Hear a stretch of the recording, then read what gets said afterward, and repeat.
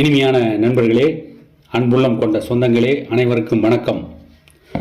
அதானியோடு அடுத்த பேரத்திற்கு தயாராகிவிட்ட திமுக அரசு அதை எதிர்த்து போராட்ட அறிவிப்பை வெளியிட்டிருக்கின்ற அன்புமணி ராமதாஸ், அதானிக்கு சலுகை காட்டக்கூடாது, ஸ்மார்ட் மீட்டர் ஒப்பந்தத்தை உடனே ரத்து செய்ய வேண்டும் என்று தமிழக அரசுக்கு அறைகூவல் விடுத்திருக்கிறார் அன்புமணி ராமதாஸ் அவர்கள்.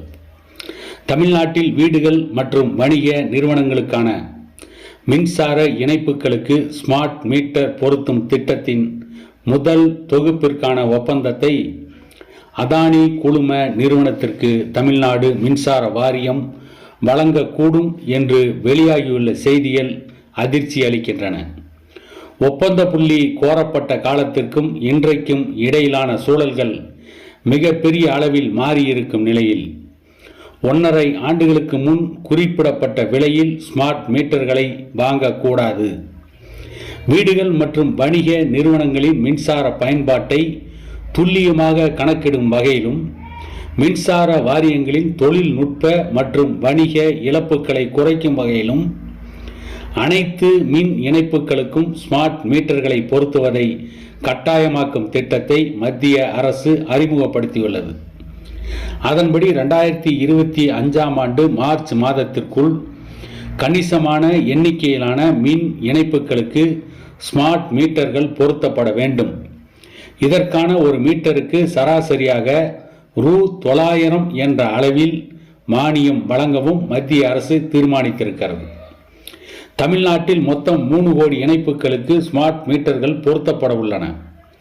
தமிழகத்தின் மாவட்டங்கள் மொத்தம் 4 தொகுப்புகளாக பிரிக்கப்பட்டு ஒவ்வொன்றுக்கும் தனித்தனியாக கடந்த ஆண்டு ஆகஸ்டில் ஒப்பந்தங்கள் கோரப்பட்டன. அவற்றில் முதல் தொகுப்புக்கான ஒப்பந்தங்களின் விலை புள்ளிகள் இறுதி செய்யப்படும் கட்டத்தை நெருங்கி இருப்பதாகவும் அதில் அதானி குழுமத்தை சார்ந்த அதானி எனர்ஜி சொல்யூஷன்ஸ் லிமிடெட் குறைந்த விலையை குறிப்பிட்டிருப்பதால் அந்த நிறுவனத்திற்கு ஒப்பந்தம் வழங்கப்படக்கூடும் என்றும் அதிகாரிகள் கூறியுள்ளார்கள். அதானி குழும நிறுவனம் குறைந்த விலையை குறிப்பிட்டிருப்பதால் அதற்கு ஒப்பந்தம் வழங்கப்படலாம் என்பதை மேலோட்டமாக பார்க்கும்போது சரியான முடிவாக தோன்றலாம். ஆனால் ஸ்மார்ட் மீட்டர்கள் குறித்த முழுமையான விவரங்களை நன்றாக அறிந்தவர்களுக்குத்தான் இதன் பின்னணியில் உள்ள குறைகள் தெரியும். ஸ்மார்ட் மீட்டர்கள் என்பது இந்தியாவை பொறுத்தவரை புதிய தத்துவமாகும். சில ஆண்டுகளுக்கு முன்புதான் இந்தியாவில் ஸ்மார்ட் மீட்டர் உற்பத்தி தொடங்கியது. தொடக்கத்தில் மிக சிறிய எண்ணிக்கையில் அவை உற்பத்தி செய்யப்படும் போது அவற்றின் விலைகள் அதிகமாக இருக்கும். காலப்போக்கில் அதிக எண்ணிக்கையில் அவை உற்பத்தி செய்யப்படும் போது அவற்றின் விலைகள் இயல்பாகவே குறைந்துவிடும். எடுத்துக்காட்டாக, சில ஆண்டுகளுக்கு முன் 1200 ரூபாயாக இருந்த ஒரு ஸ்மார்ட் மீட்டரின் விலை கடந்த ஆண்டு 6000 ரூபாயாக குறைந்தது. கடந்த ஆண்டு ஜனவரி மாதம் புதுவை அரசு இது தொடர்பாக ஒப்பந்தம் செய்து கொண்ட போது பராமரிப்பு செலவையும் சேர்த்து ஒரு ஸ்மார்ட் மீட்டரின் விலை 6169 மட்டும்தான் குறிப்பிடப்பட்டிருந்தது. தமிழ்நாட்டை பொறுத்தவரை அதானி குழுமம் ஒரு ஸ்மார்ட் மீட்டருக்கு எவ்வளவு விலை குறிப்பிட்டிருக்கிறது என்பது தொடர்பான விவரங்கள் துல்லியமாக வெளியாகவில்லை. ஆனாலும் கூட ஸ்மார்ட் மீட்டர்களை வாங்குவதற்கான மூலதன செலவுகளில் ஒரு பகுதியை தமிழ்நாடு மின்சார வாரியம் முன்பணமாக வழங்கவிருக்கும் நிலையில் மீதமுள்ள தொகையை ஒரு மீட்டருக்கு ஒரு மாதத்திற்கு குறிப்பிட்ட தொகை என்ற அளவில் அதானி குழும நிறுவனம் வசூலித்துக் கொள்ளும்.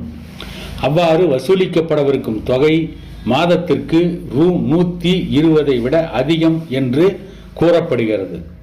தமிழ்நாடு மின்சார வாரியத்திடம் ஒப்பந்த புள்ளிகளை தாக்கல் செய்திருக்கும் நிறுவனங்களால் குறிப்பிடப்பட்டுள்ள தொகைகளில் இதுதான் மிகவும் குறைவு என்றாலும் கூட இன்றைய கள நிலவரத்துடன் ஒப்பிடும்போது இது மிகவும் அதிகமாகும்.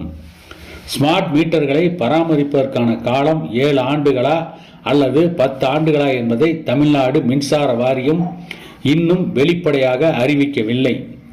ஒருவேளை ஒப்பந்த காலம் 7 ஆண்டுகளாக இருந்து ஒரு மீட்டருக்கு வசூலிக்கப்படவிருக்கும் தொகை ரூ 125 என்று வைத்துக்கொண்டால் தமிழ்நாடு மின்சார வாரியத்தால் முன் பணமாக வழங்கப்பட உள்ள தொகை இல்லாமல் ஒவ்வொரு மீட்டருக்கும் கூடுதலாக ரூ 10,500 வசூலிக்கப்படும்.